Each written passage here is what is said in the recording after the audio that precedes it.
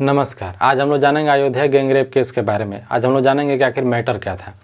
अयोध्या में एक गांव है, वहाँ पे एक धार्मिक आयोजन किया जाता है और उस धार्मिक आयोजन में एक लड़की है, दलित और लड़की है, वो धार्मिक आयोजन में सुनने जाती है, यानी प्रवचन हो रहा होता है। उस प्रवचन को लड़की सुनने जाती है। वहाँ से वो लड़की गायब हो जाती है, यानी उसका पता नहीं चलता। फिर उसका उन परिजनों के द्वारा पुलिस में कंप्लेन रजिस्टर करवाया जाता है, यानी केस फाइल करवाया जाता है। फिर पुलिस के द्वारा कोई बहुत बड़ा एक्शन नहीं लिया जाता है।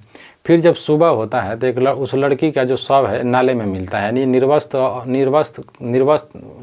तरीके से, यानी निर्वस्त्र रूप में उस लड़की का लाश मिलता है नाले में।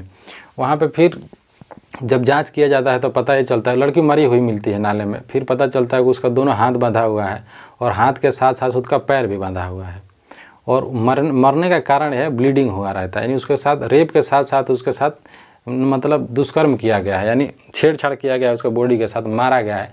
उसके बॉडी पे 30 से ज़्यादा निशान पाए गए हैं और भी सब जांच का विषय बना हुआ है। लेकिन सबसे बड़ी बात है कि महिला सुरक्षा, कि इसमें सरकार कर क्या रहा है, यानी इसमें जो लोग हैं, लोगों के अंदर से कानून का डर मर चुका है। उसको पता है कि होगा क्या, ज़्यादा से ज़्यादा अभी जाँच होगा, जाँच के बाद केस चलेगी, अलग अलग संगठन तैयार होंगे। वो लोग, कोई अलग जाति का निकलेगा, कोई अलग जाति का निकलेगा, कोई आरोपी के जाति का निकलेगा, उधर अपना सपोर्ट करेगा, वो अपना सपोर्ट करेगा। लेकिन यहाँ पे महिला है और आरोपी है।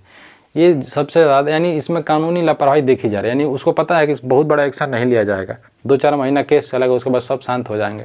क्योंकि इससे पहले हाथरस में भी केस हुआ था रेप, और उसमें भी क्या लिया गया एक्शन, यानी जो लड़की थी उसका खुद का डेड बॉडी पुलिस जला दिया पेट्रोल छिड़क के। तो महिलाओं के प्रति, यानी समाज में, यानी बोलने से नहीं हो जाएगा, बेटी पढ़ाओ से नहीं, बेटी बचाओ से नहीं होता है। नारा एक से एक बना हुआ है और आज भी महिलाएं सुरक्षित नहीं है। आज भी 10 बजे 8 बजे कोई महिला नहीं निकल पाती, रात तो छोड़िए दिन में भी वही हाल बना हुआ है। इस रेप में सबसे बड़ा जो कारण बना, जब से सबसे बड़ा क्लू है 3 लोगों के द्वारा, यानी 3 आरोपी थे इसमें, 3 आरोपी थे। आरोपी में भी कारण है कि ये तीनों दारू पिए हुए थे, यानी दारू, इसमें सबसे बड़ा फैक्टर दारू है। क्योंकि जो बिहार सरकार है, बिहार सरकार के द्वारा दारू बैन कर दिया गया है।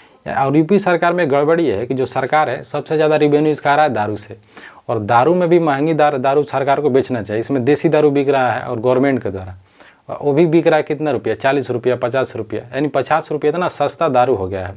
दारू के द्वारा एक घर, यानी वर्तमान समय में उत्तर प्रदेश में डोमेस्टिक वायलेंस, यानी घरेलू हिंसा का भी सबसे बड़ा कारण ये है सस्ता दारू। यानी सस्ता दारू 50 रुपया 60 रुपये का मिल रहा है, लोग पी रहे हैं, घर में आकर बीबी को मार रहे हैं, बच्चा को मार रहे हैं, गरीबी है, बच्चा पढ़ नहीं पा रहा है। यानी ये दारू जो है बहुत सारा एंगल को तैयार करता है, यानी ये गरीबी और घरेलू हिंसा में इसका भी बहुत बड़ा योगदान है।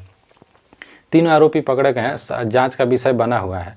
और ये इसमें कुछ नेताओं के द्वारा भी इसका विरोध किया गया। जैसे अवधेश पासी हैं, वहाँ के सांसद हैं, वो कल इंटरव्यू दे रहे थे, देते समय भी रो रहे हैं। इसमें बहुत सारी मायावती हैं, इनके द्वारा भी बयान आया है, और मायावती के द्वारा भी लॉ एंड ऑर्डर पे इनके द्वारा आवाज़ उठाया गया है। फिर चंद्रशेखर आज़ाद इनके द्वारा भी कहा गया है।